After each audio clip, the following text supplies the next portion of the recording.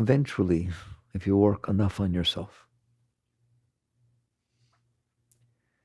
you will find that what's happening is that you are resting on your mind like you would float on water. I imagine a bird who's fallen into the water and the wings are wet and it's trying to stay afloat. It's been there long enough, of course it's just a bird brain, that it forgot about flying. It just knows it wants to survive. That bird lying in that water, if the water is still and calm and pleasant, the bird is sunbathing. The bird is floating. The bird is even enjoying the experience of being in the water. If the water begins to become choppy, wavelets, disturbances, water gets over the head of the bird and into the mouth, and it's hard. And so the bird struggles to stay above the ripples. And of course, if it becomes tumultuous, stormy, it's very, very difficult. Very, very difficult for that bird. It's been through that numerous times, and it's almost drowned completely. It's even gone down a few times. So the bird's entire life is the state of the water. Do you understand that? That's what life is to that bird, is the state of the water. And so the bird, if it had its way, would keep the water calm, would have it be comfortable, and have it be peaceful. So it tries, however it can, to find ways to do this. Now, of course, you and I know, and this is a part you're not going to like, that that bird don't have a chance in the world to determine what the water's doing, does it? But it thinks it can. Why? Because it has to think that. Because it needs the water to be still. And it can't exist thinking it has no control over this. So somehow it even gets in, I know it sounds so silly, it gets into the spot where it found out once that it was chirping a little bit because the water was nice, right? And the water stayed nice, okay? And that when it wasn't paying attention and looking a little bit to the right, the water got choppy. And so it developed all these concepts and views and opinions and preferences in its head that if I look to the right, don't do that because the water will get choppy. And if I do this and chirp just right, and every once in a while it works, you understand that, okay? And you come to discuss things with this bird, you don't want to have a discussion with this bird because what this bird's got going on in their mind is like, wow, where did you get there? And the answer is very straightforward. I had to do something. I couldn't feel helpless. I couldn't feel like there was nothing I could do. I ain't drowning anymore. I don't want to go under. My God, when I do things wrong, the whole tumultuous ocean and water gets amazing and drowning. I better make sure I never do that again because I'll get completely freaked out. And when I do things right, when I think right and chirp right and look right and do everything right, the water gets calm and still, and I needed to do that, right? And I now am one neurotic bird. And it really is very difficult for this bird. This bird is having a very, very hard time. Especially, it's hard enough that when the water gets tumultuous, that the bird has to struggle to stay afloat. Now he feels guilty. Now the bird feels, what did I do wrong? Oh, it's just the most amazing thing. And the bird finally figures, I can't figure this out by myself. It's unbelievable. I know I'm causing this, but I can't figure it out, right? Maybe there's another force that can control this for me. I've heard rumors that there was a higher force, right? I'll pray to that and ask that force to make it so that what I'm doing works and makes the water right. And this entire bird, every life, every moment, even the prayers to the higher force are about controlling the water. Do you understand that? Every single thing that bird is doing is about the fact that I'm stuck. He doesn't even know he's stuck in the water because he doesn't know he can get out. Remember, I started right at the beginning telling you forgot that he ever flew. That's so long ago. Nope, I'm too busy with other things. I'm too busy thinking about how to make the water calm and do things right and all that I There's not one part of my mind that has any idea that there's something other than being in this water. I am this water. I am in this water. That is what my life is. I feel it. You can't tell me I'm not. Every time it moves, I float. This is me. You got it, this situation. I swear to you, that is exactly, with no exaggeration, how a human being rests on their mind. The mind is not who you are, ever. Just like that water is not who that bird is, ever. No matter what that water is doing, whether it's calm or whether it's tumultuous, it is no more that bird than any other. You understand that? The bird is independent and separate from that water. It is floating on it, but it is not part of it. It has nothing to do with it. Your consciousness, your awareness of being is floating on the riplets of the mind. In yoga, we call them vrittis. If you go deep enough and quiet enough, you'll see there are vrittis in the mind. When a thought gets created, it starts as a tiny vibration, and then it's like a wavelet. It comes up, but those thoughts, those wavelets talk to you. You shouldn't have done that. Maybe if I...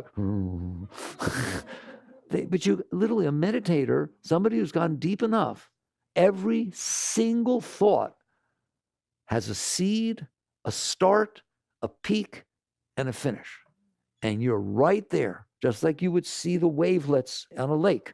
You see them, right? They have start, finish, and so on. They come up, they go down, right? That is what your thoughts do. They are in a calm mind. The mind is calm. The mind is calm. The water is calm. If there are no forces, none, influencing the water, it's calm. If there are no leaves falling in, if there's no wind blowing over it, if there's no rain falling into it, do you understand that?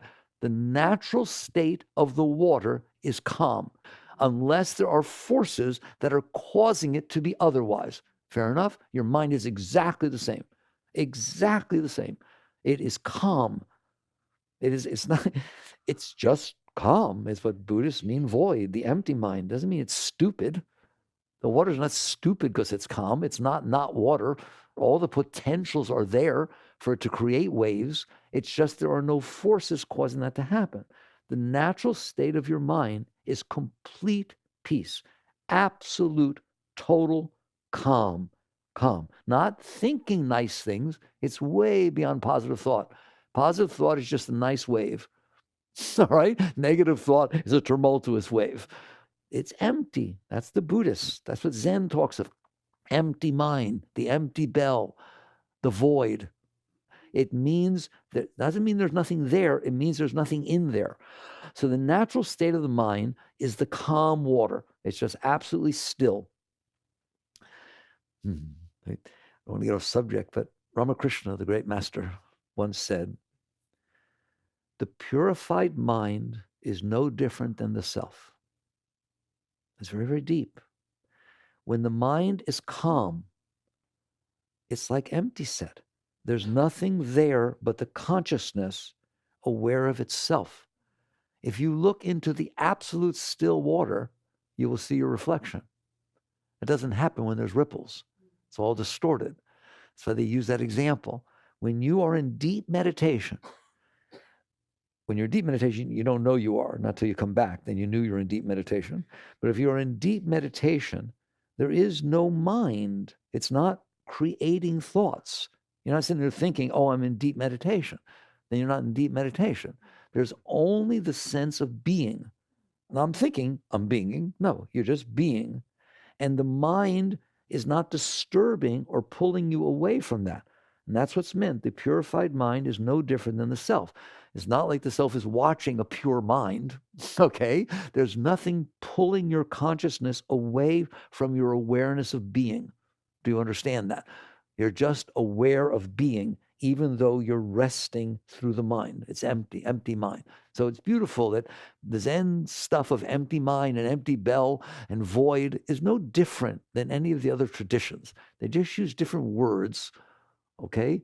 The key is you are you. You are the bird, the self, the consciousness, the awareness of being, and you are resting on mind. The problem is your mind is never still, never still.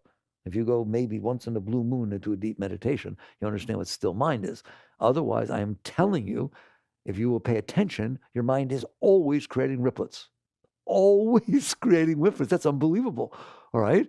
Like I said, not until you've experienced absolute still mind can you experience the fact that the mind is not still, because you're so used to it. You're just like that bird. You're resting on it. The mind is always saying, well, I'm okay. There's nothing bothering me now. That's mine. Those are riplets, right? God, I like this situation. I feel so good. This is the happiest time I've ever been in my life. That's mind. Do you understand that? Don't you dare think of mind as the negative, right? Mind are these thoughts, these wavelets that are coming out, all right, of this lake. This lake, I like to see your psyche, your inner state. What I mean by psyche is the mind and the emotions, that inner state. I like you to see it as water. It's a lake. It's a lake. Is it ever still? Give me a break. All right? You have to work to make it still. You have to go meditate and do yoga and do mantras and do all kinds of things, right?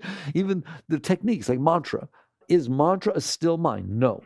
Mantra is not a still mind. What is mantra? A mind whose waves are steady. It's always saying the same thing. And because it's always saying the same thing, they're of the same temperament, the same thing. It's easier to float on. Do you understand that?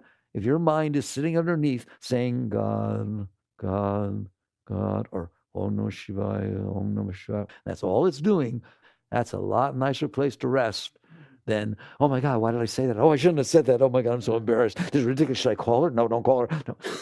Is that just my mind, or does your mind do that too? I thought maybe it did. All right. All right. So your mind is always creating these riplets. God, let's just go slow on this. Do you see that? I'm going to tell you right now, it does not have to be that way. It was not meant to be that way. It should not be that way. It is very, very difficult to live life when it is like that. Just like the bird has a very hard time when there's all this noise going on and the ripples and the waves, not to mention the tough times. We understand how tough the tough times are. Somebody dies, your husband leaves you, sick gets sick, kid gets sick, all kinds of stuff goes on, doesn't it? And all of a sudden there's this tremendous turmoil. Can it get tumultuous? Answer me. Has it ever gotten tumultuous in there? I mean, really tumultuous in there. Can you understand that it could get so tumultuous that in 1929, senior executives were throwing themselves off the 20th floor of Wall Street buildings? I'm not saying would you do it, please don't. But do you understand that that's where suicide comes from? It gets tough in there. Let's talk about that. It gets hurricane level. It gets tsunami level. It gets unbelievable and unbearable, right or wrong. That is just that bird floating on top of the exact same mind. You understand that? But the mind has become so tumultuous that it's being pulled under, it's drowning, and that's what it feels like, doesn't it? I'm drowning, I'm dying, it's killing me, all right? So I'm telling you that you, every one of you, and everyone else are capable of dealing with this, of calming the mind. You are capable of it becoming so steady that the sun dries the wings and you find out you can fly. And you never, ever, ever have that problem ever again. You don't even remember when you used to be in the water and you used to do all that. That's liberation. That's what's meant by Jivan Mukta, the liberated soul. They have extricated themselves, transcended. That's what's called transcended. You understand that? You have pulled yourself out of this resting on the mind. Now, I want to talk about why you're resting on the mind. And I said before, when you deal with the lake, with the water, there are forces that cause it to make wavelets. It's natural state. I'm telling you, any physicist will tell you, leave water alone.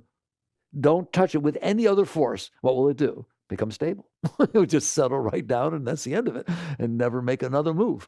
Its natural state is equilibrium. Its natural state is, it takes energy, force, to cause it to be other than that, right or wrong. So Newton, for every action is an equal and opposite reaction. In other words, if a raindrop falls and there's an action, there's an equal and opposite reaction. Stick your hand in the water as an action, and water will disperse exactly to the extent of the mass of your hand. All right? That's what's going on. So how does that translate to the mind? Why is the mind that is supposed to be and can be and was meant to be a beautiful, empty, quiet thing until you go to use it? There's nothing wrong with floating on the water. If the bird is flying high, we have a beautiful wetland down there. I see birds flying high, and they dive down to catch fish. Or they float on them. They do. They literally dry their wings, all right? Blue herons do that, floating on the water. So you can have fun with the water. You're welcome to use your mind. You're welcome to create riplets, thoughts in the mind in accordance to what you're trying to do, what you're trying to accomplish. If I'm sitting there trying to figure out why electricity flows through a wire, maybe I should create some thoughts. All right? I'm going to create some thoughts to think about that. There's nothing wrong with that. The mind is a beautiful playpen. But it's not a playpen when in and of itself it is creating all these ripples and all this noise and sometimes going way south and pulling you under. You understand that? And you no longer have any idea of who you are. Who you are is this tumultuous, disturbed mind who's trying to come to peace, who's trying to not be disturbed. You are always trying to not be disturbed. Can we talk about that? I painted the picture very carefully about that bird, all right? Every word I said was exactly what's happening. I didn't do any exaggeration. So I said the bird is floating on the water, and it noticed that if the water is tumultuous, it has trouble. It's not good. Therefore, it's trying to have the water not be tumultuous. That is what you're doing every single second of your life. No, I'm trying to get a better job. I'm trying to find a girlfriend or a boyfriend. I'm trying to blah, blah, blah. I'm trying to get people to accept me and like me, right? You are trying to quiet your mind by getting a girlfriend or a boyfriend. You are trying to have your mind say nice things to you because other people say nice things to you. Do you understand that? You couldn't care less. You ever hear of opposite day? In kindergarten, we play opposite day, all right? We're going to play opposite day, right? Here goes. Listen to me. When I hit this switch, I wish I knew where it was. When I hit this switch, right, if somebody walks up to you and says, oh my God, you look much better last time I saw you. You look like you've aged 60,000 years, all right? Are you ancient? What happened to you? Your whole mind went, oh my God, I love that. Oh, talk more. Come on, keep going. Oh, that is so beautiful. How did you come up with those words? They're perfect. Wow, thank you. What if your mind said that? Well, what now? You'd love it. The reason you are trying to get people to say nice things about you and to you is because your mind gets quiet when they do it. Somebody sits there and says, I've never loved anyone in my life as much as I love you. I can't even talk. I was just looking at you, melts my whole How are we doing? Right? That is not because of what they are saying. It is because it quiets your mind. What if they were saying that and they were a stalker standing outside your bedroom window saying that? How you doing? I rest my case, okay? I'm glad you understand. I'm telling you, you don't care one iota about this world. Not you've meditated enough that you've gotten beyond the world. You don't care one iota about this world. Nobody cares one iota about this world. Nobody. The richest person in the world who's greedy and trying to get more money couldn't care less about money and couldn't care less about this world. It is that when they're the one who has the most money and they become Forbes' #1 billionaire and they see their picture on the cover of Forbes, right? Their mind goes, ah. All right? Because I guarantee you, if the night before they had a dream, one of those really vivid dreams, like a God dream, a spiritual dream, right? And it basically said to them, if you ever have the misfortune of getting your picture on the cover of Forbes as the richest person in this world, you will never have another moment of peace and joy in your life. They will pick on you and steal from you and beg you. You'll be the sorriest person who ever walked the face of the earth. You will wish you were number 2. Anybody listen to me, right? You like things because they quiet your mind. You don't like things when they disturb your mind. It's not the other way around. It's because the thing made the mind get still or quieter or comfortable that you became comfortable. That's why you like it. It is because the thing called turmoil. Stand in front of a painting. Here, beautiful Monet, Renoir, I like them.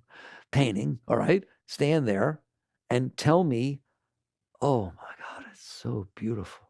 That is because your mind became quiet, right? If you had been told that was a stolen Nazi painting that they had, and blah, blah, blah, okay, and your mind could get very disturbed about it.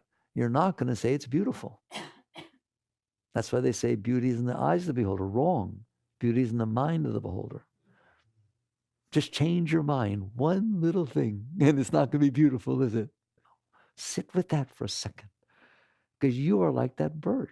From that point forward, you have forgotten that. You're not paying attention. And what you're trying to do now, because the water is affecting your life so much, you're trying to figure out how to get the water to be quiet.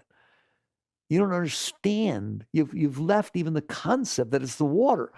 You're sitting there saying it's how I'm thinking and how my eyes are looking and whether I did something before. It's my karma. Do you understand that? You've tried to attribute it to things that are under your control. The water is not under the bird's control, but the state of the water determines the state of the bird because he's resting on it. The bird can't handle it's not under my control. You can't handle it's not under your control. Do you understand that? I'm not happy. I thought I would be happy. We've been married 5 years. It's just not doing it for me anymore. I'm not happy, right? What have you done? The water's not nice inside. It's not comfortable like it was when we first met in our honeymoon stage, right? Now the fact that you lost your job is disturbing me. The fact that we can't have children for whatever reason, right? Oh my God, it's just not working for me. In other words, my mind doesn't like this. Does everybody understand that? You don't even have the right to say, I don't like this. You're resting on a mind that doesn't like it. That's why you don't like it. You understand that? You are the consciousness that is resting on a disturbed mind that is saying not nice things. Correct? I don't want to come home. I don't want to come home. He'll be there. I'm not comfortable with him. And I don't want to talk to him. God, he doesn't even understand how I feel. Oh, if I ever told him now, I would hurt him. I don't want to do that. There. How's that mind? Fun? Right? You've been there. That's a very disturbed mind. You're resting on that mind. Because you don't know anything about fixing your mind. That's like, oh my God, how would I fix my mind? It's who I am, right? You need to fix the world so that when it comes in, your mind likes it. Now, if you never heard anything I ever said, do you understand that? You don't know how to fix your mind. If your mind's bothering you, fix it. If your mind's saying, I don't know if I love him anymore, say that you do. It's much easier. What if you came home? You might say, I can't wait to come home. Oh my God, this is great. I can't wait to see him. He lost his job. He really needs me. This is great. I love to be needed. Some people's minds say that. Why can't yours? Right? In other words, the problem is your mind. The problem is that the mind is disturbed or that the mind is calm. When you go and you're having this trouble with your husband and you go take golf or tennis lessons and the golf pro is really kind of interesting and all of a sudden your mind becomes quiet when he shows you how to hit the forearm, right, and hugs you a little bit. You understand that? You got a problem. So you got a problem with the disturbed mind. You got a problem with the quiet mind. All of a sudden you're leaving your family, right, because of the golf pro or something, all right? You are resting on that mind and you have lost your sense of self. However the mind is how you are, just like that bird. Right? There's not even any concept that there's any way out other than the water becoming quiet.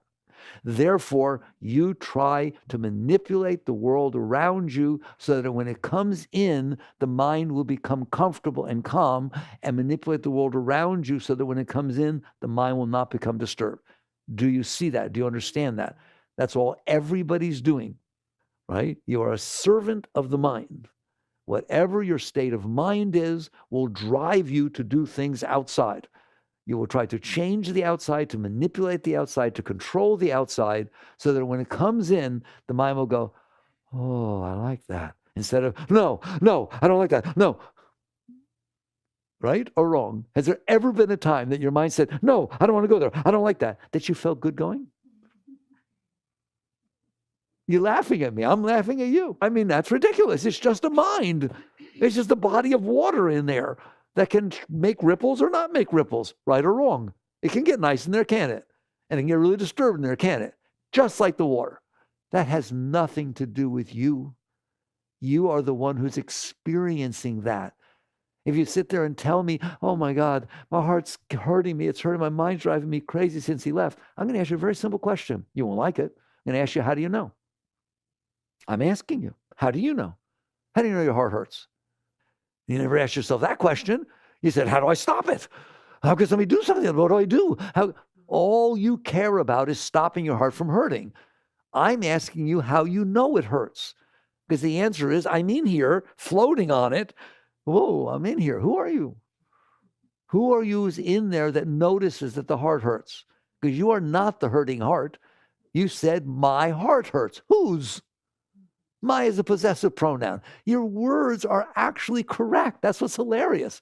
Your words are very, very spiritual, the way you describe things, right? Oh, my hand hurts. Well, I don't understand. I thought you were your body. You said, it's my hand. Whose? Whose hand is it? My purse, my piano, my hand. I'm not an identity with the piano. I'm not an identity with the purse. I'm not an identity with the car. I'm not an identity with the hand. I am the one who's noticing the hand and calling it mine. You want to know how tenuous mine is? Watch this. You walk into a car dealership. You don't happen to own a car. Somebody asked you before, where's your car? I don't have one, right? You put down some money, you get into a car, it's mine. That's really funny. It's mine. How did it become yours? Right? It's not you. You understand? It's a possession that you have. You in there were in there before you had the car. You're the same you who has the car. Are you not? I am telling you, though you will not like it. I actually said this in the course. I feel funny about it. All right? If you are standing there staring at the hand and it gets chopped off, you're still there staring at the not hand. Yes or no? You have not changed one iota. You are the exact same conscious being inside saying, this is my hand. What happened to my hand? Where's my hand? It's the same person, right or wrong. That is you. That is the consciousness, the awareness of being. It is the exact same thing with your inner state. My heart hurts. Whose heart? The one who's noticing that there's a thing in here that's going, I am the experiencer of the hurting heart. Has it always hurt? No. How do you know? Because I was in there then and I'm in here now. I've always been in here. How long have you been in there? Did your heart ever hurt when you were 12? Did you know? Was it the same you who knew? You are the bird, the consciousness, self, floating on the ocean of mind. When the mind is calm, you are fine. When the mind is tumultuous, you are not. Since you know this is the core of what you know, right? It's like cave people. Like, not like. Me like calm. Me no like turmoil. Right or wrong? Who taught you that? Your parents? Did you have to go to school to learn that? No, that's as intuitive as it comes, isn't it? All right? I don't want to be drowning, okay? I like it being comfortable in here. Of course you do. Of course you do. Isn't that nice I get to say that? Don't give that up. You could never give that up. You understand that? That's part of your nature. So your being is in there. You are resting on this lake. You don't realize that because you're so lost in it. You're resting on this lake, and you're only okay when the lake is okay, and you're never okay when the lake is tumultuous. All right? Now, you don't understand that. That's what yoga is trying to teach you, what I just told you, that very simple thing I just told you. You are not your mind. You are resting on your mind. Therefore, you are experiencing the state of your mind, right? You have no idea what to do about it, other than you have noticed that if something outside of you says something to you, sometimes your mind likes it and it gets quiet. And if something outside of you says something to you, sometimes your mind doesn't like it and it becomes tumultuous. Have you noticed that? Sometimes have you noticed if you're building a house, someday you'll do that, and they paint the wall with the color you picked, it doesn't always look exactly the way you thought it was going to. Notice the word thought. That's mind, by the way, that you thought it was going to. And now every time you walk into the room, the mind disturbs you. Who knows anything about that? It's not funny, right? It's like you walked into a room and the mind said, oh my God, I can't believe I picked that color. Every single time, I can't believe I picked that color. I should have picked the other one. Oh my God, I didn't pick that. Should I paint it? No, it's not worth painting it. Come on, nobody. You're disturbed. Have you noticed? And other times, you get it just right. What does it mean you got it just right? Your mind says it's right. What determines whether it's just right? Your mind.